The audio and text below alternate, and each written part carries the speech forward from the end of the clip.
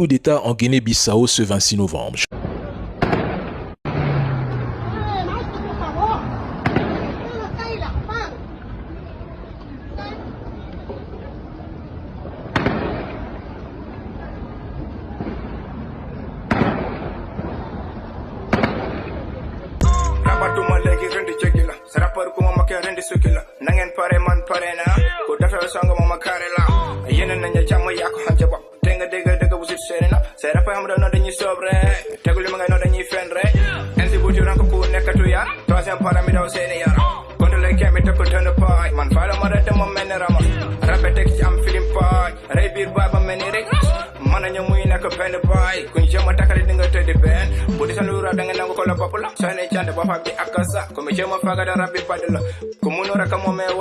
D'où s'explique le film.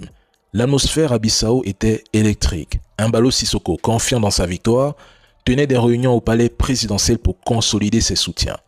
Mais vers 11 heures locales, des mouvements inhabituels d'unités militaires ont été signalés aux abords du palais et des locaux de la CNE, avec des véhicules blindés et des soldats en tenue de combat se positionnant discrètement.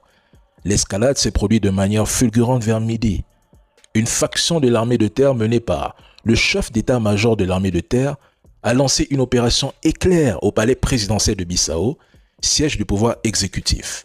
Selon le récit direct d'Embalo Sissoko, lui-même contacté par téléphone par des journalistes de Jeune Afrique peu après l'événement, des officiers armés ont fait irruption dans son bureau vers 12 heures précises, sans violence physique à son encontre, ni échange de tirs immédiats pour l'interpeller et le placer en résidence surveillée sur place.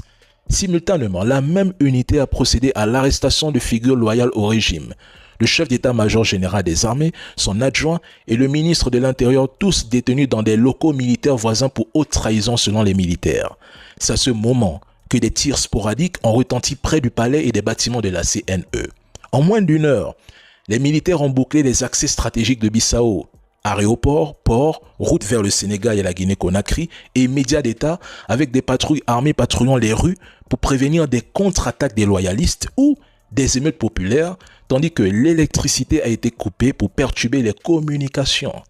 Embalo Sissoko, dans tout ce désordre, a pu alerter la presse, et pas n'importe laquelle, Jeune Afrique, avant une coupure totale des lignes qualifiant l'opération de putsch dirigée par des traîtres de l'armée et appelant à la mobilisation internationale.